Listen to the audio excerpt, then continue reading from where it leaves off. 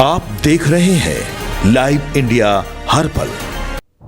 नमस्कार, आप देख रहे हैं लाइव इंडिया हर पल। मैं हूं आपके साथ रेखा मिश्रा। 18 फरवरी से झारखंड विधानसभा का बजट सत्र शुरू होने वाला है।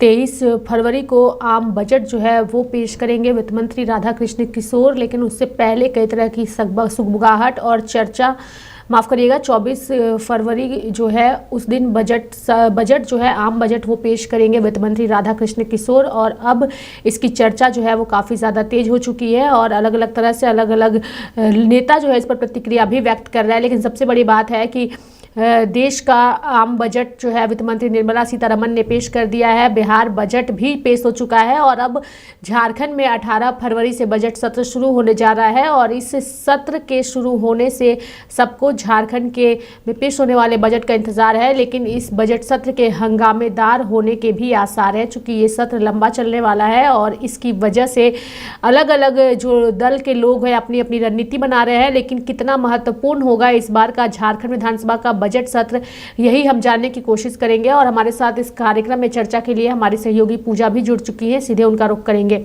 पूजा, 18 फरवरी से झारखंड विधानसभा का बजट सत्र शुरू होने वाला है। इस सत्र में क्या कुछ महत्वपूर्ण होगा, मैं चाहूंगी आप दर्शकों को बताइए विस्तार पूर्वक।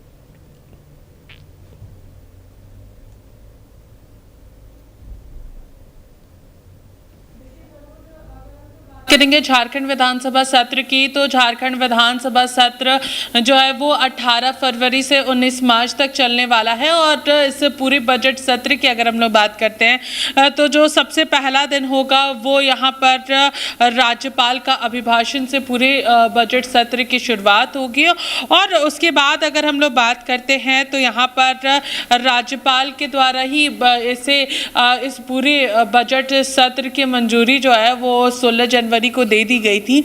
जो पूरी बजट सत्र आहूत होने वाली है वो यहाँ पर 18 फरवरी से 19 मार्च तक चलने वाली है और इसकी अधिसूचना भी जारी कर दी गई थी। अगर हम लोग यहाँ पर बात करेंगे तो सत्र के पहले दिन राज्यपाल का विधानसभा सत्र को लेकर के संबोधन किया जाएगा और उसके बाद फिर शोक प्रस्ताव भी पढ़ा जाएगा। जो भी लोग अब उनके बीच में नहीं हैं उन सभी को लेकर के शोक प्रस्ताव जो है वो लाया जाएगा।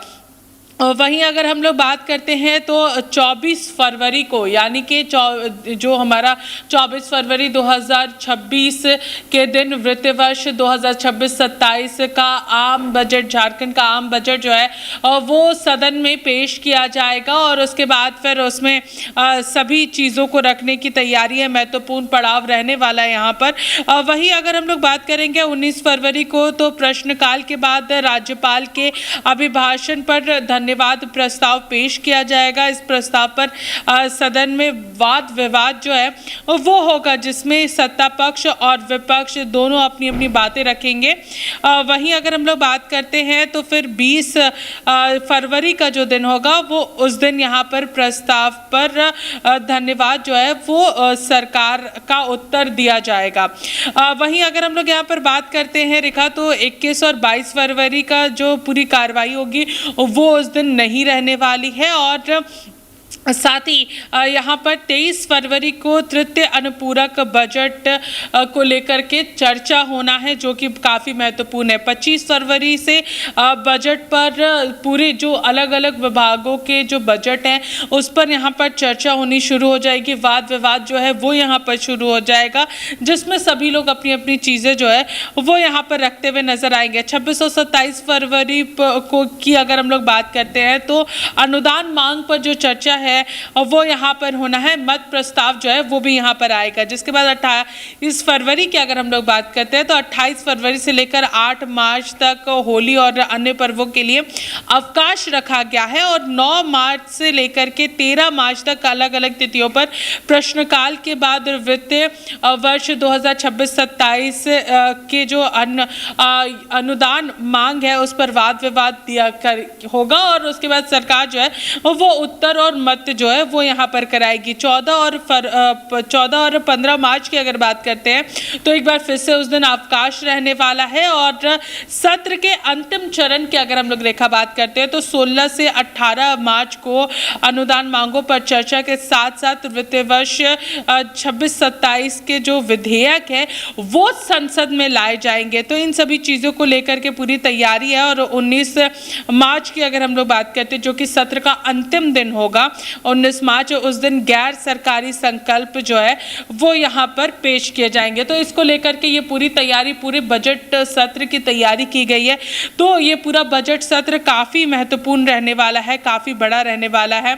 और इसमें जो पूरा आम बजट पेश किया जाएगा उस पर सभी की निगाहें होगी कि आखिर इस बार किस विभाग को कितनी राशि मिलती है। और विधेयक जो आने वाले हैं उस पर भी नज़र रहेगी कि आखिर किस किस विधेयकों पर सदन से मुहर लगती है। और उसके बाद फिर जो कानून है वो यहाँ पर नज़र आएगा। क्योंकि देखिए पेशा नियमावली जो है वो भी यहाँ पर तैयार कर ली गई थी और उसे भी यहाँ पर इम्प्लीमेंट किया गया है। तो उसमें भी बहुत सारी चीज़ें यहाँ पर हम लोगों को देखने को मिलेगी। बजट सत्र के दौरान पेशा नियमावली को लेकर के भी काफ़ी सारी चर्चाएँ जो है वो यहाँ पर हम लोगों को ज़रूर देखने को मिलेगी। रेखा, बिल्कुल पूजा, चूंकि जो बजट पेश वित्त मंत्री राधा कृष्ण किशोर करने वाले हैं उस बजट में कितना झारखंड को फ़ायदा होगा और उस बजट से आम लोगों को कई सारी उम्मीदें भी हैं, तो क्या ये बजट आम लोगों की उम्मीदों पर खरा उतरेगा? जरूर। ये पूरे वित्त मंत्री राधा कृष्ण किशोर जो है वो वित्त मंत्री के साथ साथ संसदीय कार्य मंत्री भी हैं। तो उनका एक महत्वपूर्ण रोल जो है वो हम लोगों को सदन में देखने को मिलेगा। और यहाँ पर अगर हम लोग पूरे आम बजट की बात करते हैं तो आम बजट में हर किसी की निगाहें जो है वो अलग अलग विभाग पर टिकी रहती है। अगर हम लोग किसानों की बात करेंगे तो कृषि, पशुपालन और सहकारिता विभाग पर उनकी नज़र बनी रहेगी कि आखिर इस बार कितनी राशि अलॉट की जाती है, क्योंकि उसी के आधार पर अलग अलग योजनाओं पर कृषि विभाग अपनी राशि खर्च कर पाएगी। वही अगर हम लोग बात करते हैं तो खाद्य आपूर्ति विभाग में तो वहाँ पर भी किस तरीके से खर्च किया जाता है, किस तरीके से अलग अलग जो राशन मिलता है उस पर कितना खर्च होने वाला है। साथ ही अगर हम लोग स्वास्थ्य विभाग की बात करें जो कि काफ़ी महत्वपूर्ण है, स्वास्थ्य विभाग को कितनी राशि अलॉट की जाती है और उस राशि के जरिए कितना फ़ायदा जो है वो जनता के बीच पहुंच पाता है। क्योंकि देखिए स्वास्थ्य विभाग में कई सारे कार्य जो है वो काफ़ी महत्वपूर्ण है। हमारा रिम्स 2 बनने की बात यहाँ पर हो रही थी कि रिम्स 2 को लेकर के तैयारियाँ हैं, उसके लिए क्या कुछ आता है वो बहुत ज़रूरी है। यहाँ पर जो पूरा रिम्स परिषद है उसमें कितनी राशि खर्च होगी, वो सारी चीज़ें जो है वो काफ़ी ज़्यादा यहाँ पर महत्वपूर्ण है जो स्वास्थ्य विभाग के मद्देनज़र। अगर हम लोग पेयजल विभाग की बात करते हैं तो पेयजल विभाग भी काफ़ी महत्वपूर्ण यहाँ पर है, क्योंकि कई सारी योजनाएं जो है वो पेयजल विभाग के अंतर्गत चलती हैं और पेयजल विभाग जो है उसमें किस तरीके से काम करेगा वो बहुत ज़्यादा ज़रूरी है। उद्योग विभाग को कितना मिलता है, क्योंकि झारखंड में कई सारे उद्योग लाने की बात यहाँ पर की जा रही है, तो उद्योग विभाग को किस तरीके से बढ़ावा मिलता है ये बहुत ज़्यादा महत्वपूर्ण हो जाता है। तो सभी विभागों को किस तरीके से क्या क्या अलॉटमेंट मिलता है, किन किन विधेयकों पर मंजूरी मिलती है, इन सारी चीज़ों को लेकर के ये सदन जो है वो काफ़ी ज़्यादा ही दिलचस्प नज़र आएगा कि क्या क्या किसको क्या मिलता है।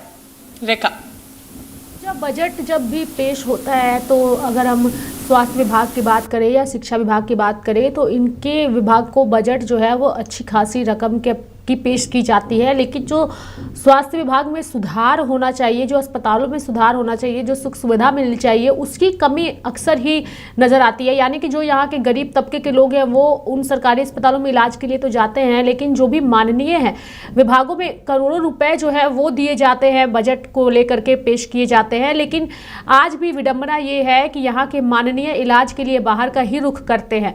यहाँ की व्यवस्थाओं को सुधारा नहीं जाता है और सिर्फ बजट पेश किया जाता है और उस बजट की राशि को पूरी तरीके से खर्च भी नहीं की जाती। अगर पुराने बजट की बात करें, उन विभागों की राशियों की बात करें तो अक्सर ये सवाल भी उठता है कि बजट पेश तो होता है लेकिन राशियों को पूरी तरीके से ना तो खर्च की जाती है और ना ही व्यवस्था में सुधार किया जाता है, चाहे वो शिक्षा हो या फिर स्वास्थ्य हो। ये दो विभाग बेहद ही महत्वपूर्ण है जनता की दृष्टि से। हम लोग शिक्षा विभाग की बात करेंगे तो पिछले दिनों शिक्षा विभाग को लेकर के जो राशि दी गई थी उस राशि को किस तरीके से खर्च किया गया है वो सभी लोगों ने देखा है, चाहे सीएम एक्सीलेंस स्कूल के मद्देनज़र देखा जाए या फिर अगर हम लोग आधुनिक तकनीकों की बात करें तो हर स्कूल में आधुनिक तकनीक देने की कोशिश की गई है और शिक्षा को बढ़ावा देने के लिए जो गरीब तबके के लोग हैं और उनके बच्चे जो है वो किस तरीके से स्कूल जाएँ, इस पर भी काफ़ी ज़्यादा फोकस किया जाता है। शिक्षकों को हर बार बस्ती बस्ती भेजा जाता है कि वो ज़्यादा से ज़्यादा बच्चों के एडमिशन्स जो है वो कराए, क्योंकि देखिए अब एडमिशन का भी दौर शुरू होने वाला है तो एक अच्छी खासी राशि जो है वो शिक्षा विभाग में भी ज़रूर हम लोगों को खर्च होती हुई नज़र आएगी। शिक्षा विभाग किस तरीके से जो बच्चे हैं उनको जो सुविधाएं मुहैया करानी है उन सारी चीज़ों पर ज़रूर नज़र रहेगी। वहीं अगर हम लोग बात करते हैं स्वास्थ्य विभाग की तो देखिए हम लोगों के स्वास्थ्य विभाग में रिम्स एक बहुत इंपॉर्टेंट रोल प्ले करता है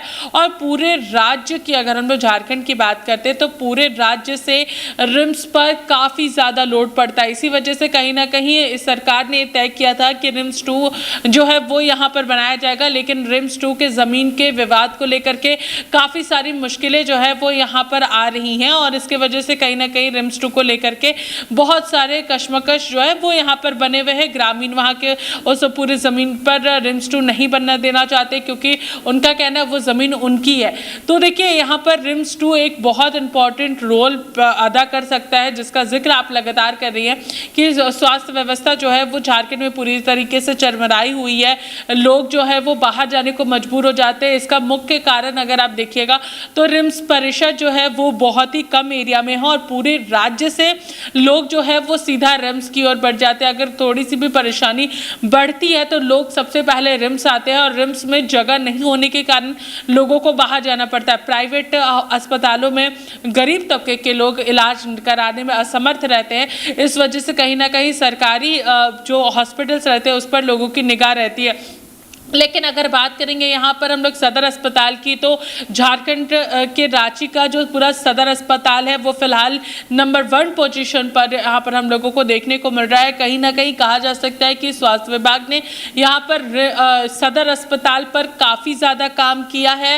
रांची का सदर अस्पताल जो है वो हर एक प्राइवेट हॉस्पिटल्स को यहाँ पर टक्कर देता हुआ नज़र आ रहा है, तो ज़रूर उस राशि का उपयोग जो है सदर अस्पताल पर हम लोगों को खर्च होता हुआ नज़र आ रहा है और उसके जो टेक्निक्स है, उसके जो बेड्स है, उन सभी चीज़ों को लगातार यहाँ पर बढ़ाया जा रहा है। तकनीकें यहाँ पर बढ़ती जा रही है और रिम्स के अगर हम लोग बात करते हैं तो रिम्स में भले ही जगह नहीं है लेकिन रांची का सदर अस्पताल एक अच्छे मकाम पर है अभी फ़िलहाल। अगर हम लोग बात करते हैं हर एक तरीके की सर्जरी, हर एक तरीके की सारी तकनीकें जो हैं वो अभी फ़िलहाल हम लोग को रांची के सदर अस्पताल में देखने को मिल रही है। तो बजट का अलॉटमेंट काफ़ी महत्वपूर्ण रहता है और उस किस तरीके से खर्च किया जा रहा है वो भी काफ़ी ज़्यादा इम्पोर्टेंट रहता है। रेखा, बिल्कुल, ये बजट सत्र कितना महत्वपूर्ण विपक्ष के लिए भी होने वाला है। पूजा चूंकि विपक्ष की भूमिका भी काफ़ी ज़्यादा निराशाजनक अक्सर ही देखने को मिलती है। आम लोगों की आवाज़ विपक्ष उस हद तक नहीं बन पाता जितनी बननी चाहिए झारखंड में। तो इस बार विपक्ष की भूमिका किस तरीके से रहने वाली है, चूँकि उनकी ओर से भी बैठकों का दौर जो है वो अब जारी हो चुका है और अपने अपने स्तर से रणनीति भी बनाई जा रही है। ज़रूर विपक्ष की भूमिका बहुत ज़्यादा इम्पॉर्टेंट रहेगी इस पूरे बजट सत्र में और विपक्ष किस तरीके से जन मुद्दों को उठाता है सदन के अंदर और सदन के बाहर, वो काफ़ी ज़्यादा ज़रूरी रहने वाला है। विपक्ष की रणनीति जो है वो स्पष्ट रूप से तब ज़्यादा उभर करके निकलती हुई नज़र आएगी जब यहाँ पर सभी दलों की बैठक होनी शुरू हो जाएगी। सभी दल जो है ठीक विधानसभा सत्र से पहले इस पर चर्चा करेंगे, विचार करेंगे कि आखिर किस मुद्दे को लेकर के सदन के अंदर जाना है, किस तरीके से सरकार को घेरना है, इन सारी चीज़ों पर ज़रूर तैयारी रहेगी। लेकिन इस बार का बजट सत्र में यहाँ पर नेता प्रतिपक्ष का रोल जो है वो काफ़ी इम्पोर्टेंट रहेगा। वो किस तरीके से पूरे सदन में अपनी बातों को रखते हैं, साथ ही साथ उनका मुद्दा, जनता का जो मुद्दा होगा उसे किस तरीके से उठाते, ये काफ़ी ज़्यादा इम्पोर्टेंट रहने वाला है इस पूरे बजट सत्र में। रेखा, चलिए, बहुत बहुत धन्यवाद पूजा हमारे साथ जुड़ने के लिए और तमाम जानकारियां देने के लिए। तो झारखंड विधानसभा का बजट सत्र 18 फरवरी से शुरू हो रहा है और इस बजट सत्र से जो है अन्य विभागों के साथ साथ विकास की लकीर खींचने की भी सरकार जो है वो पुरजोर कोशिश करेगी। लेकिन सबसे बड़ी बात है कि इस बजट सत्र को लेकर के अलग अलग जो शिक्षक है, जो अभ्यर्थी हैं, वो अपनी अपनी रणनीति भी बना रहे हैं, चूँकि उन्होंने भी पूरी तरीके से सरकार के पर दबाव और अपनी मांगों को पूरा कराने को लेकर के रणनीति के तहत कार्य कर रहे हैं। तो देखने वाली बात होगी आने वाले दिनों में कि आखिर ये जो बजट सत्र 18 फरवरी से शुरू हो रहा है यह कितना महत्वपूर्ण और कितना ज़्यादा हंगामेदार रहता है। मेरे साथ फिलहाल अभी के लिए इस खास कार्यक्रम में इतना ही। आप देखते रहिए लाइव इंडिया हर पल। नमस्कार।